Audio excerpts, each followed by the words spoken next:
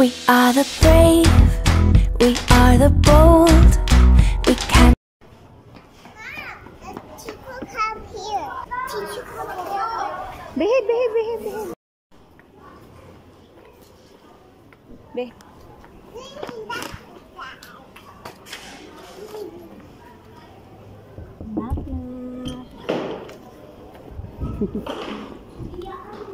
Ano, mag-release ako mag-book.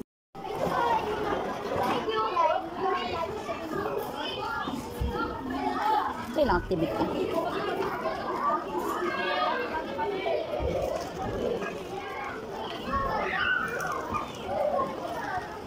Dito ko lang siya.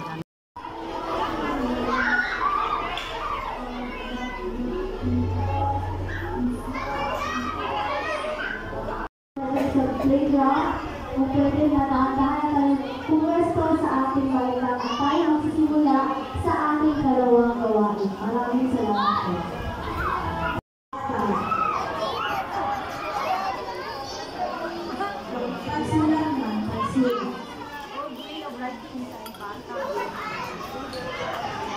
Para sa ngayon, una, ito ay isang anyong kapalitan tungkol sa buhay ng isang tao.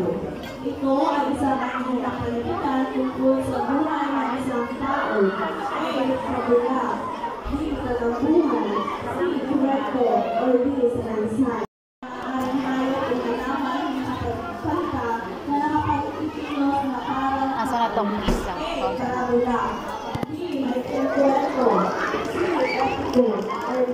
Kabula.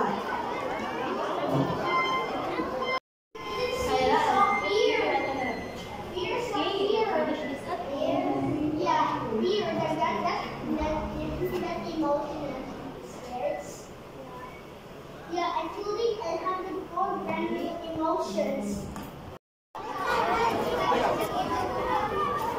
Okay. Para sa ikaunang tanong. Alin bahagi ng pangungusap ang may mali? Hinitayin kita kahapon sa iwasan mo hindi na naman dumating. Alin bahagi ng pangungusap ang may mali? Hinitayin kita kahapon sa iwasan mo hindi na naman dumating. Mga makakuha ng tamang sagot.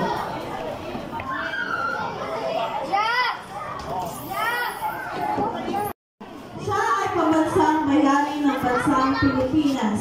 Siya ay pambansang bayani ng bansang Luzon.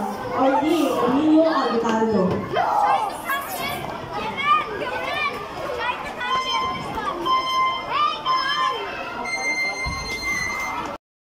Ladies and boys, ang tamang sagot ay C. Pumila ng maayos. Lahat ay nakuha ng tamang sagot.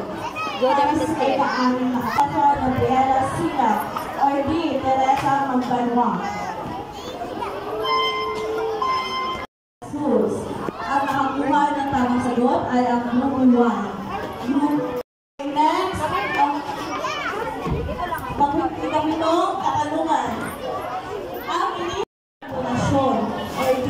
Lalim ng mga salitang Pilipinas.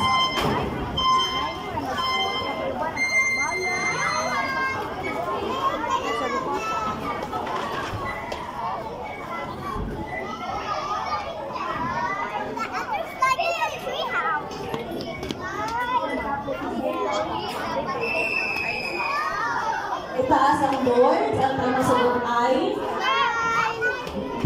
Ekspresyon ng mukha. Walang nakakuha ng tamang sagot. Para sa pangungga ng salitang magsalubuhin, pinagpapulog na ang maglawak sa mukha hanggang Po siya. Don't po. A. Pinagpapalo. B. Ate. C. Pinagkakalmo. Or D. Pinagsas. Kita good.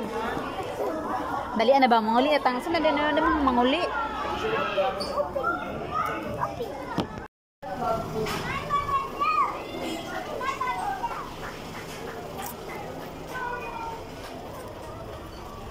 Get inside.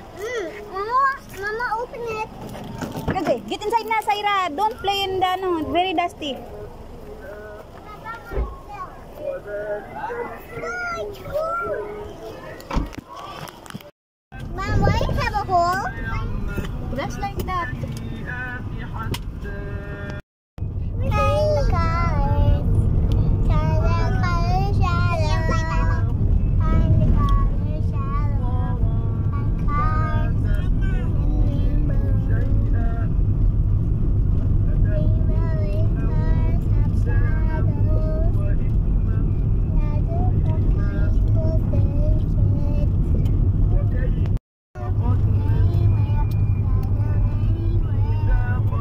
Agoy, kay hinaw, no?